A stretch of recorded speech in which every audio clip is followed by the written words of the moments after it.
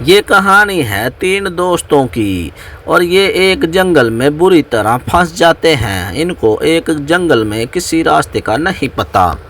ان میں ایک شاطر دوست ہوتا ہے جس کا نام ہوتا ہے ارجن۔ ارجن اپنے دونوں دوستوں کو کہتا ہے کہ آپ میرے پیچھے پیچھے آ جاؤ، میں ان راستوں کا واقف ہوں، مجھے اس راستے میں پہلے 2-3 دفعہ آ چکا ہوں۔ وہ اپنے دونوں دوستوں کو کہتا ہے کہ تم اپنے دونوں چاقو نکال کے میرے ساتھ آؤ، میں آگے لے کر چلتا ہوں۔ پھر وہ جیسے ہی آگے چلتے ہیں تو آگے ایک بڑا سا درخت آ جاتا ہے اور اس درخت کے نیچے ایک چڑیل کا راج ہوتا ہے۔ وہ چڑیل ان کو کہتی ہے کہ میرے اس درخت کے نیچے سے کوئی بھی شخص جو آتا ہے اس کو میں ایک گفا میں بند کر لیتی ہوں۔ ایسے میں تینوں دوست بہت ہی ڈر اور سہم جاتے ہیں، لیکن ایک ارجن ہی ہوتا ہے جو ہمت کر کے اس چڑیل سے مقابلہ کرتا ہے۔ ارجن جیسے ہی چڑیل کی طرف بڑھتا ہے تو چڑیل اس کو ایک منتر سے اندھا کر دیتی ہے اور پھر ارجن کسی کی طرف دیکھ بھی نہیں پاتا۔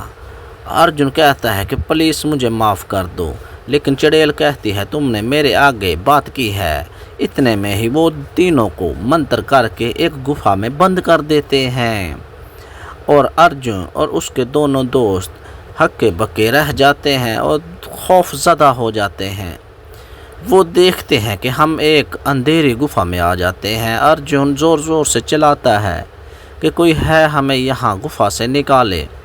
ارجن کی گفا میں بینائی واپس آ جاتی ہے، لیکن ارجن پھر بھی اپنی ہمت نہیں ہارتا۔ وہ کہتا ہے کہ شاید اس گفا میں کوئی نہ کوئی ایسا راستہ ہو جو ہمیں باہر نکال سکے۔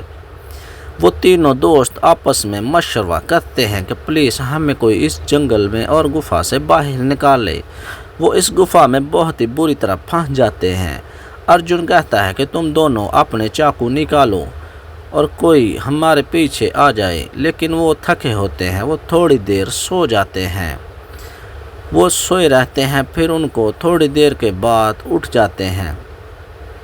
اٹھنے کے بعد ارجن آگے گفا کی طرف جاتا ہے۔ وہ اچانک دیکھتا ہے کہ اس کو کوئی روشنی آتی ہے۔ وہ بہت خوش ہوتے ہیں۔ ارجن کہتا ہے کہ اس گفا سے ہم نکل سکتے ہیں کیونکہ یہ روشنی ہمیں باہر نکال سکتی ہے۔ وہ دونوں دوست بہت ہی خوش ہوتے ہیں ارجن کی یہ بات سن کر۔ وہ ارجن سے پر امید ہوتے ہیں اور ارجن کو کہتے ہیں ہمیں کسی دوسرے راستے پہ لے چلو۔ ارجن آگے آگے چلتا ہے، پیچھے اس کے دونوں دوست بھی آ جاتے ہیں۔ بالآخر وہ ایک گفا کے کنارے سے نکلنے کی پوری کوشش کر لیتے ہیں اور پھر ایک جنگل میں ایک ندی آ جاتی ہے اور ندی کے اوپر سے ایک درخت کٹا ہوا ہوتا ہے اور ارجن پہلے اس ندی کو پار کرنے کی کوشش کرتا ہے۔ وہ آہستہ آہستہ دوسری طرف چلا جاتا ہے اور لیکن دونوں دوست ادھر ہی ٹھہر جاتے ہیں۔ ارجن دوسری طرف بالکل صحیح سلامت پہنچ جاتا ہے اور پھر دونوں دوستوں کو کہتا ہے کہ تم بھی میرے پیچھے پیچھے آ جاؤ، لیکن وہ دونوں دوست ڈرے ہوتے ہیں۔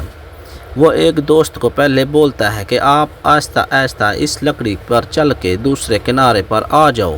جب اس کا دوسرا دوست ندی کے سینٹر میں آ کے ڈر کے رک جاتا ہے، ارجن تیسرے دوست کو کہتا ہے کہ آپ اس کے پیچھے پیچھے آ جاؤ۔